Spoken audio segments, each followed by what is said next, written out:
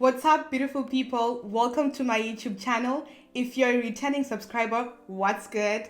If you're new here, I'm Munadiwa and this is Castor Chaps, where we talk all things home to interior design and everything in between. In this video, I'm going to be talking about 5 interior design trends that I think are not going to age well, or that I think are going to start looking dated sooner than later. Of course, I need to put out the disclaimer that it is all in my own humble opinion, and I'm basing this opinion on some of the things that we've seen in the past and also my experience as an interior designer.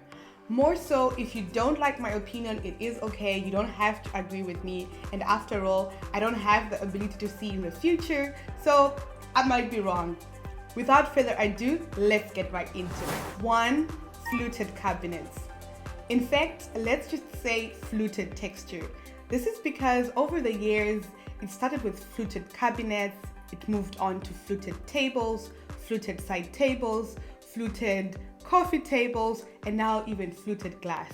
I mean, we have really seen it all.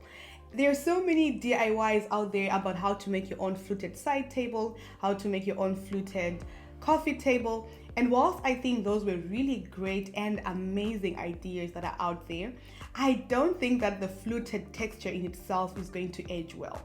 And why do I think this? Well, there are a couple of reasons. It's about how well you pair it, right? I've seen many instances of a red table which is as well fluted, and I think that's a bit overdoing it. That's a bit over the top, right?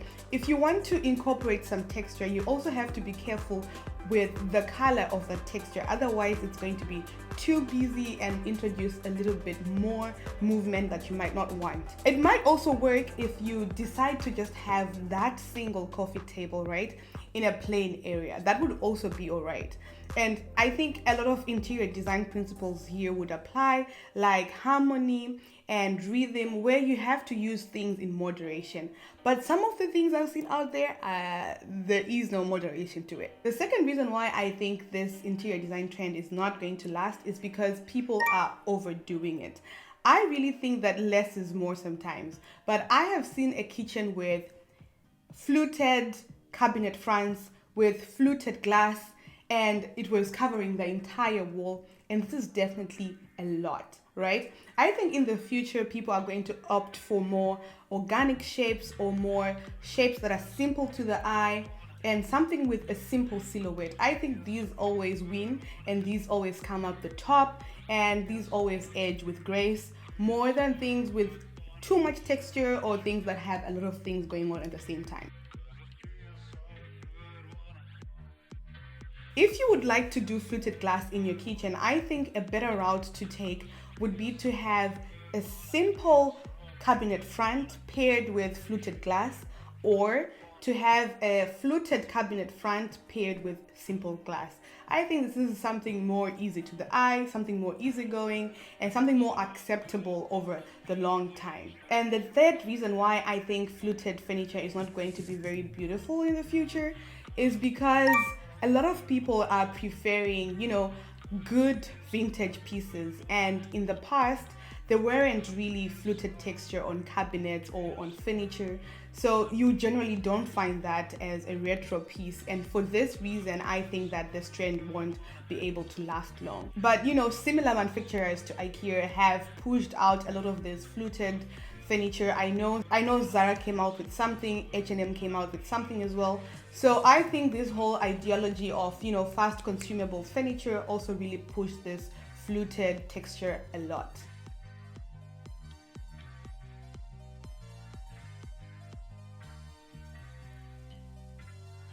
So that I put it out there, I do think that fluted texture is beautiful, but I think if you want to implement it within your space, you have to be careful where you use it, how you use it, and as always, everything in moderation is great, because even good things, if it's too much of good things, they can also be bad, right?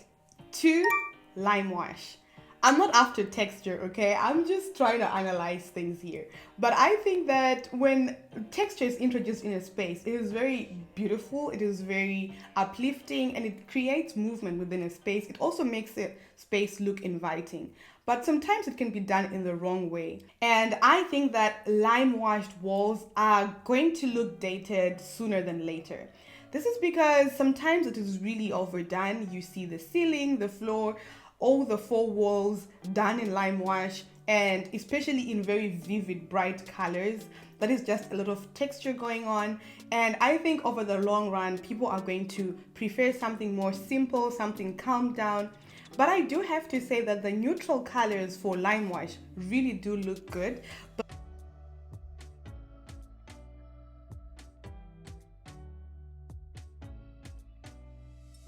Plain smooth wall is going to outperform a lime washed wall. And the reason why I say that is sometimes it is really impractical with the context of the home. You could have a very modern looking space with lime washed walls. It doesn't really add up. It would add up perhaps, in the south of Spain, on a big Spanish revival style house with beautiful windows and a nice outdoor view. In that context, it would make sense. In a modern apartment with no connection to this texture, then it really doesn't make sense, and it will only edge the space. I think that it is important for you to introduce your own personal taste into a space, but I also think that it's important to take note of the architectural details of the space you're living in. Imagine if you're living in a great barn house and then you try and introduce some very modern features in there.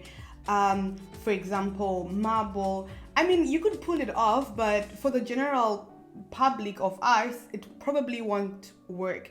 So in such situations, this is the reason why I think that lime wash will not work in most situations where people try to make it work. It could work, but I also think that the amount of work that you have to do to unify everything and to make sure that the design style is cohesive, as well as the room and the style of the house is cohesive, is a lot. So what would I advise you to do if you think that you absolutely love lime wash and you must have it no matter what? Well, I think that it is better to opt for neutral colors because it is way easier to work with neutral colors, and besides, they also uplift and open up a space rather than the darker or the brighter shades of lime wash that I've seen, which can actually make your space look smaller if you're not careful. Another reason why I think that when it comes to texture, less is more is because let's think about some eras of texture that we've seen come and go. Let's think about the popcorn ceiling. I think that was a brilliant idea to introduce some bit of texture into the space, right? And we saw those ceilings and now everybody hates them. The moment someone buys a house and they see that it has popcorn ceilings, the first thing they do is rip those ceilings out. So I think that texture has to be done in moderation, especially when it comes to the permanent structural elements of the building, like the walls, the ceilings, and the floor. Another example that I can give you in case I haven't managed to convince you until now is the terrazzo walls that we saw everybody love and do. That was some playful element that was introduced into a space. It brought in color, it brought in movement, but overall, I have seen so many designers now paint over those terrazzo walls because they just edged not so well. They just dated quickly. And I think overall, when you want to introduce texture in a space, you'd rather do it with other things like pillows, throws, blankets, rugs, in more subtle ways than going full out and painting the whole room with lime wash. Number 3, sculptural furniture. I have seen all kinds of shapes, sizes, colors of furniture than one could ever imagine. I do have to say hats off because of the creativity that is involved in creating all these beautiful forms. It is amazing. But I don't think you should rush off to the store, fill your house with this kind of furniture. I think it's good when you use it as an accent piece, maybe an accent sofa or an accent table or a side table right in the corner, or even a beautiful, unique sculptural reading lamp. I think all is well when it's like that. But at the same time, I've seen people fill their homes with very sculptural furniture. And the problem with that is the shape and form of the furniture is not traditional? No. Is it timeless? Whilst it is beautiful, I think that it has to be done in moderation. I also think that generally organic shapes work best. I mean, if we look back at Art Decor, it has some very curvy sofas, some curvy sofas, round tables, and I think all these shapes bring a lot of interest and sometimes can even soften up a space. Imagine if you had a rectangular rug, a rectangular TV console, a rectangular sofa, and then you also add in a rectangular accent chair. There's a lot of rectangles going in, but if you replace the rectangular sofa with perhaps a curvy sofa, then all of a sudden your space is softened and everything looks more beautiful and inviting, right? So in that way, I think sculptural furniture can play an important part. But would it be a good idea, a beautiful sculptured to have a beautiful sculptured sofa and then a beautiful sculptured bookshelf? Maybe it's a bit pushing it. I think that sticking to one or two accent and popping pieces will actually bring more interest into the space than bombarding it with all these pieces of furniture which are sculptural and detailed, which will fight for attention, right? Imagine if we had 20 suns. That would be too much. They'll just outshine each other. But we only know of one sun, and for us it will always be the sun, and it attracts all the attention. And likewise in your space, you really just want to have one superstar, and then everything else should focus on highlighting that superstar. So just to make things clear, I think sculptural furniture is beautiful. I think it's worthwhile, but you have to choose one superstar or two superstars and keep it simple to that. They attract all the unnecessary things in the house, all the things that don't have a proper place will somehow wind up on that open shelf and nobody's going to take care of them.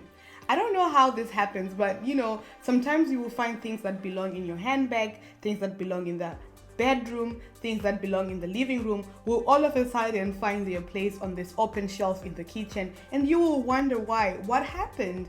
But it is because of the concept in itself, right? Open shelving is just prone to clutter. It is just prone to attract unwanted things because it is so easy to dump things there. And as much as it is easy to access things from it, it is also easy to attract things on it. So I think that open shelving will not age well for this reason. I think the bulk of us, myself included, should just stay away from open shelving because our organizational just suck. It is reality. We cannot run away from it. And I think we should just stick to cabinets that have doors, or in the very least glass doors, and call it a day. 5 mirrored cabinet fronts in the kitchen. I think this is actually a relatively new trend. I haven't seen it a lot.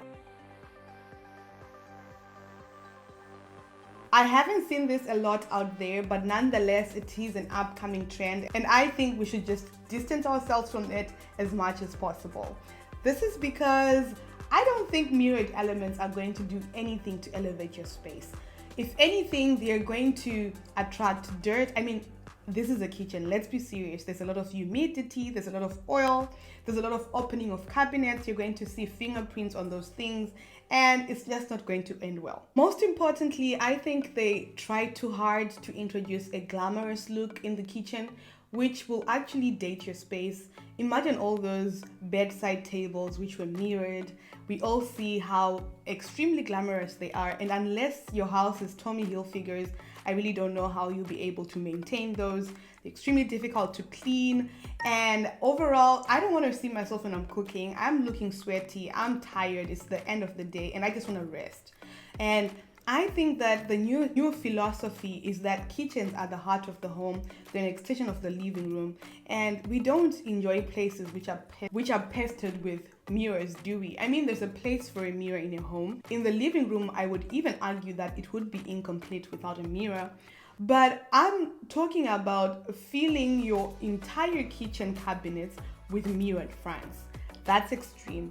And I think interior designers sometimes try to push this because you have a client who has a $50,000 budget and oh, they want the next best thing. Oh, I know what it is. Let's just mirror all the cabinets.